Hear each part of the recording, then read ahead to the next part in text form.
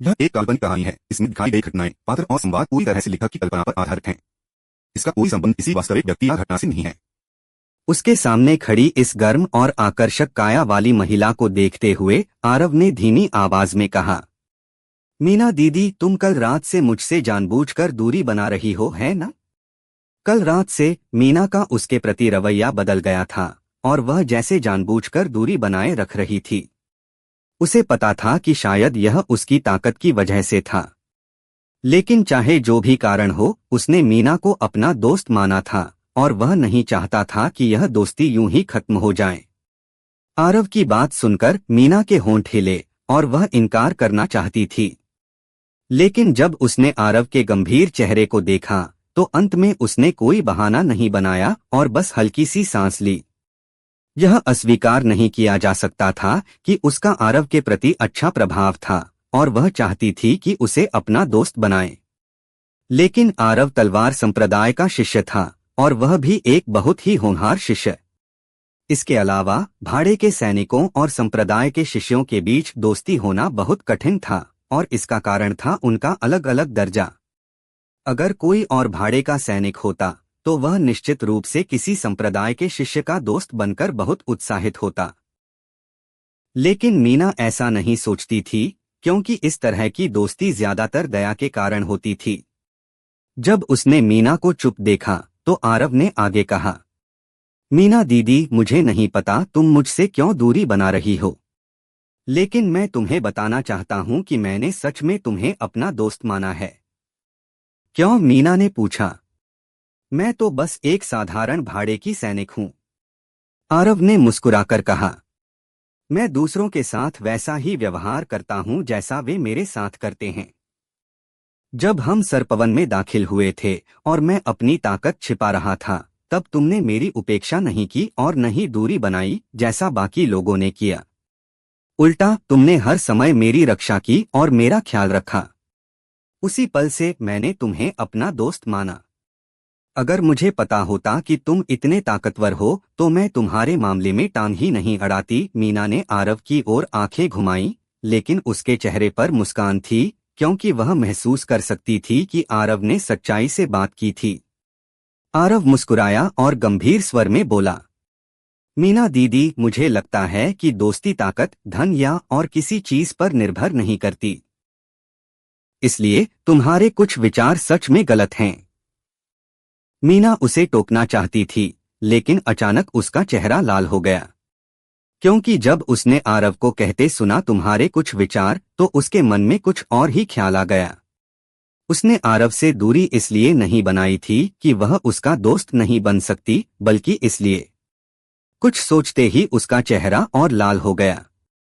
जब उसने मीना का चेहरा लाल होते देखा तो आरव हैरान रह गया। मैंने तो कोई गलत बात नहीं कही, फिर ये सीधी सादी और निडर औरत का चेहरा क्यों लाल हो गया? जब उसने देखा कि आरव उसे घूर रहा है तो मीना ने मन से उन शर्मनाक ख्यालों को दबाया और गुस्से से घूरते हुए कहा, क्या देख रहे हो? वाह! आरव पूरी तरह से चुप हो गया। वह सच में कहना चाहता था कि वह समझ से बाहर है, लेकिन उसने खुद को रोक लिया। इस समय मीना अब उससे जानबूझकर दूरी नहीं बना रही थी। अगर वह कुछ कह देता तो शायद उसे डांट सुननी पड़ती।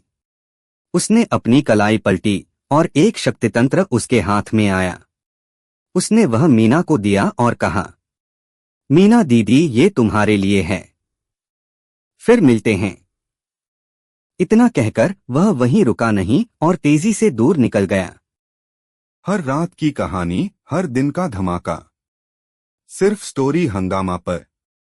तो अभी सब्सक्राइब करें और बेल आइकन दबाएं, क्योंकि अगली कहानी आप मिस ना कर पाए। दोस्तों, स्टोरी को लाइक, शेयर व सब्सक्राइब कर दिया करो, जिससे मुझे मोटिवेशन मिलता है।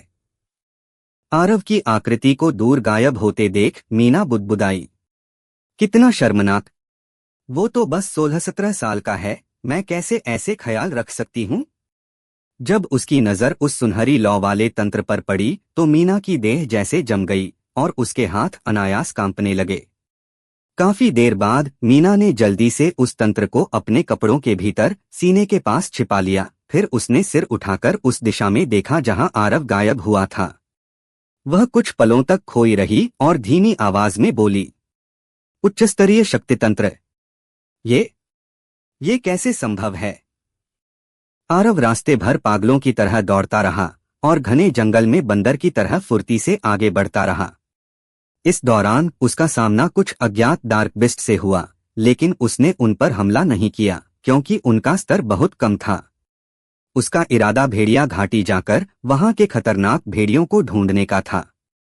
कई घंटे तक दौड़ने के बाद आरव आखिर रुका और पास के एक बड़े पेड़ पर छलांग लगाकर दूर देखने लगा। दूर तक पर्वत श्रृंखलाएं बादलों को चूम रही थीं और अंतहीन फैली हुई थीं। अंत तक देख पाना असंभव था। उस असीम पर्वत श्रृंखला को देखते हुए आरव का चेहरा गंभीर हो गया और उसने धीमे से कहा, किंवदंती के अनुसार महापर्वत श्रृंखला के केंद्र में एक विशाल डार्क बिस्ट साम्राज्य है।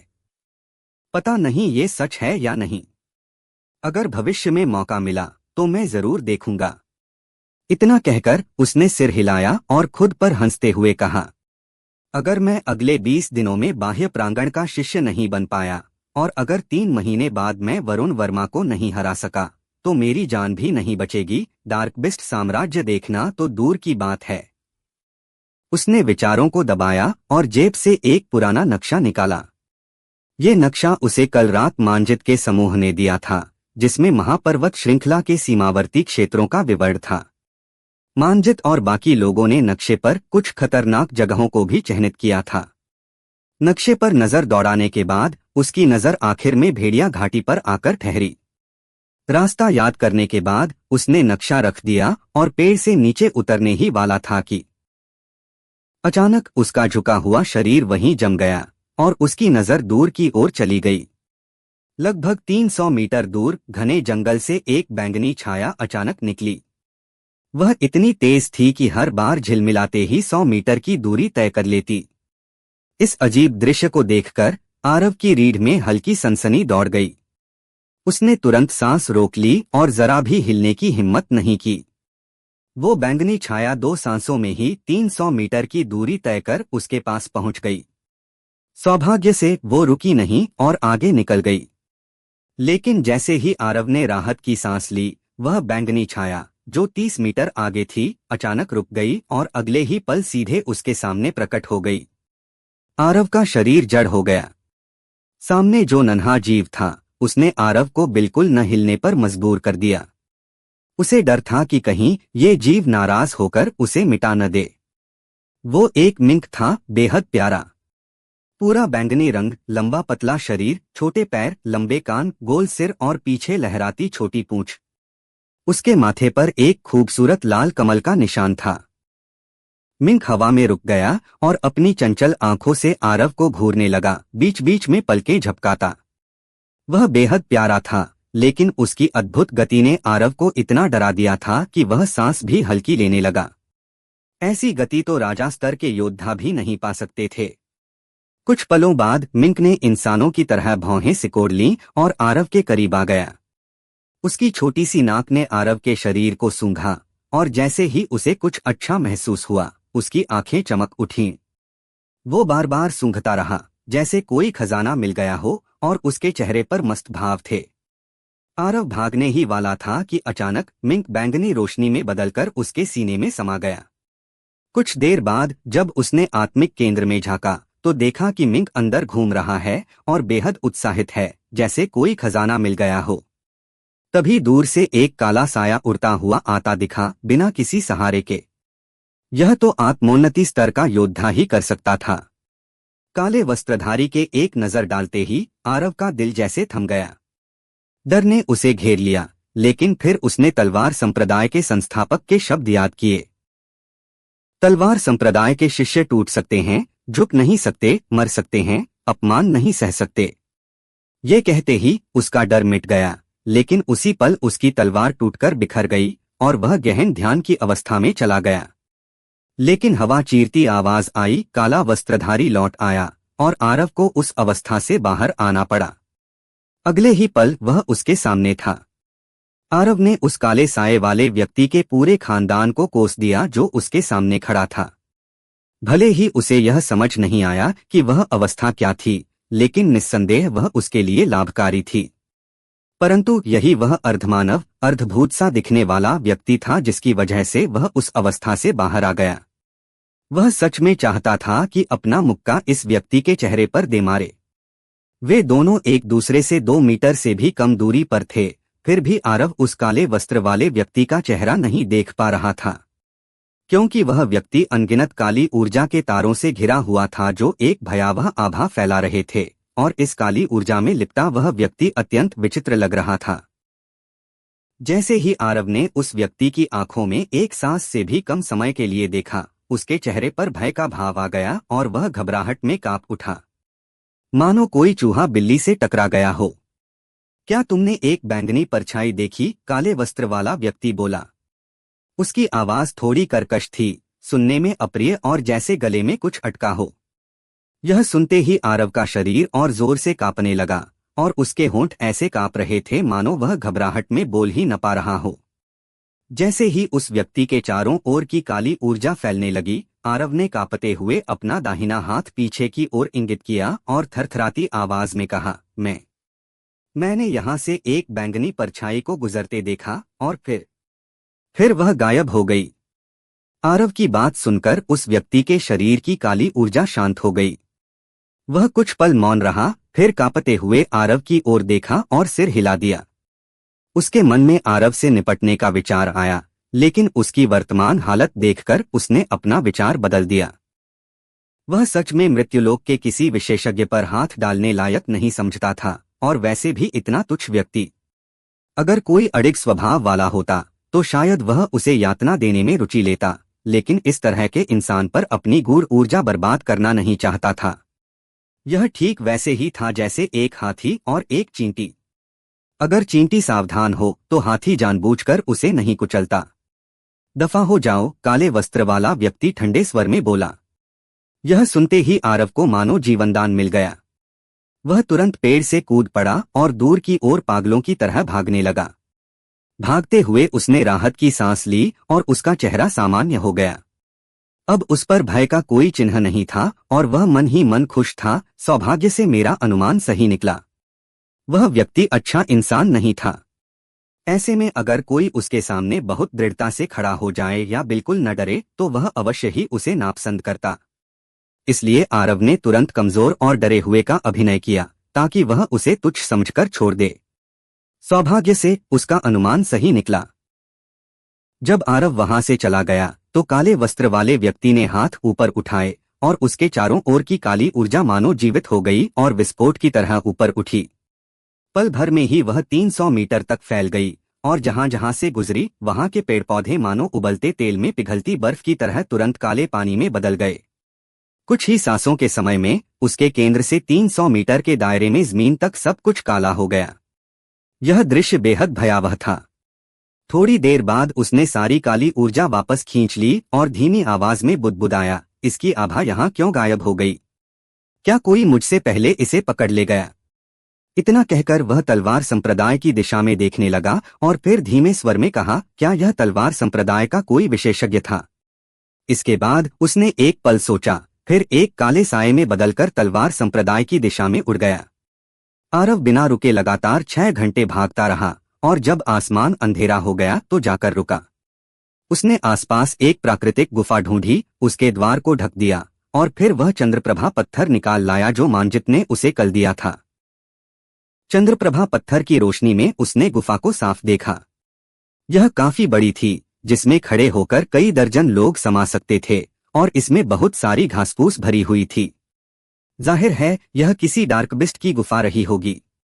जब उसने देखा कि कोई खतरा नहीं है तो वह पालथी मारकर बैठ गया और पेट पर हाथ रखकर बोला, छोटे दोस्त बाहर आओ, हमें ठीक से बात करनी है। वह छोटा जीव साधारण डार्कबिस्ट नहीं था, यह उसकी अजीब गति से स्पष्ट था। लेकिन आरव को यह समझ नहीं आ रहा था कि उसने उसे क्यों चुना, और विशेष रूप से यह कि वह उसके पेट में कैसे घुस गया। नहीं, पेट में नहीं, आत्मिक केंद्र में। यह उसकी समझ से परे था। इसलिए उसने तय किया कि वह उससे अच्छी तरह बात करेगा। कुछ देर बाद भी जब पेट से कोई हलचल नहीं हुई तो उसने आत्मिक केंद्र में देखा और यह देख उसके होंठ तिरछे हो गए। बैंगनी नेवला वहां आंखें बंद किए लेटा था और हल्की हल्की सांसों की आवाज निकाल रहा था। साफ था वह सो रहा था। यह देखकर आरव का गुस्सा फूट पड़ा। यह नन्हा जीव बिना कहे उसके आत्मिक केंद्र में घुस आया। उसने एक अत्यंत शक्तिशाली व्यक्ति को नाराज किया और उसे लगभग मरवा ही दिया। वह तो पूरी राह डर के मारे पागलों की तरह भागता रहा कि कहीं वह व्यक्ति पीछे से आकर उसे न मार डाले, और इसका कारण आराम से उसके आत्मिक केंद्र में सो रहा था। यह असहनीय था। करीब 1 घंटे तक आवाज देने के बाद वह छोटा जीव आखिरकार उस सूक्ष्म भंवर से बाहर निकला। बैंगनी नेवला हवा में रुक गया, अपने छोटे पंजों से उनीदी आंखें मलते हुए आरव की ओर देखा, जैसे उसकी नींद तोड़ने पर नाराज हो। फिर उसने गुस्से से आरव को घूरा और छोटे पंजे हवा में घुमाए, मानो बहुत अप्रसन्न हो। आरव ने थूक गटका और कहा, यह डार्क बिस्ट तो इंसानों जैसा है, बिल्कुल डार्क बिस्ट जैसा नहीं। कुछ देर वह निरुत्तर रहा। थोड़ी देर बाद उसकी नींद पूरी तरह उड़ गई और उसने अपनी चमकीली आंखों से पलकें झपकाते हुए आरव को देखा। आरव ने गहरी सांस लेकर खुद को शांत करने की कोशिश की। फिर उसने इस प्यारे से जीव को देखते हुए कहा, छोटे दोस्त, तुम मेरी बात समझ सकते हो। अच्छा, मैं यह कह रहा हूं कि मैं तुम्हारे मेरे आत्मिक केंद्र में छिपने की बात पर ध्यान नहीं दूंगा। वह काला व्यक्ति जा चुका है, अब तुम जा सकते हो। यह छोटा जीव बेहद प्यारा था। अगर वह इसे तृषा को दे दे तो वह बहुत खुश होगी, या इसे बेच दे तो अच्छा दाम मिलेगा। लेकिन आरव ऐसा नहीं कर सकता था, क्योंकि यह बहुत रहस्यमय था और इससे वह काला व्यक्ति फिर आ सकता था। इसलिए उसने इसे छोड़ देने का निश्चय किया। बैंगनी नेवले ने पलकें झपकाईं, न सिर हिलाया न इनकार किया, बस आरव को देखता रहा। तुम अब सुरक्षित हो, घर जाओ, समझे? आरव ने दोबारा कहा। इस बार नेवले ने सिर हिलाया, जाहिर था वह जाना नहीं चाहता था। यह तो मुझसे अलग होना ही नहीं चाहता। आरव के मुंह का कोना फड़का। प्यारा होने के बावजूद वह इसे भेजना चाहता था, क्योंकि यह उसके लिए मुसीबत था और कभी भी काला व्यक्ति आ सकता था। आरव ने कहा, छोटे दोस्त, मैं इंसान हूं और तुम डार्क बिस्ट हो। मेरे साथ रहना तुम्हारे लिए खतरनाक है, समझे? नेवले ने पलकें झपकाईं, न सिर हिलाया न हाँ कहा। इंसान बुरे होते हैं, वे तुम्हें भूनकर खा जाएंगे, समझे? इस पर नेवले ने सिर हिलाया, मानो सहमत हो। तो फिर जल्दी से अपने घर जाओ, मेरा पीछा मत करो। नेवले ने सिर हिलाया, नहीं जाना चाहता था। तो तुम चाहते क्या हो? आरव झुंझला गया, आवाज ऊंची हो गई। यह सुनकर नेवला थोड़ा डर गया, पीछे हट गया, आंखों में नमी आ गई और गोल चेहरे पर बेचारगी का भाव आ गया। हे भगवान! आरव ने सिर पकड़ लिया। वह और भी आश्वस्त हो गया कि यह साधारण डार्क बिस्ट नहीं है, क्योंकि डार्क बिस्ट को आत्मिक रूप और मानव जैसी बुद्धि पाने के लिए आत्मोन्नति स्तर तक पहुंचना पड़ता है। लेकिन यह अभी उस स्तर पर नहीं था, वरना कब का मानव रूप ले चुका होता। आरव ने कहा, तो तुम करना क्या चाहते हो? नेवला मुस्कुराया, फिर अपने छोटे पंजे से आरव के आत्मिक केंद्र की ओर इशारा किया। तुम वहां रहना चाहते हो? आरव ने पूछा। नेवले ने तुरंत सिर हिलाया। क्यों?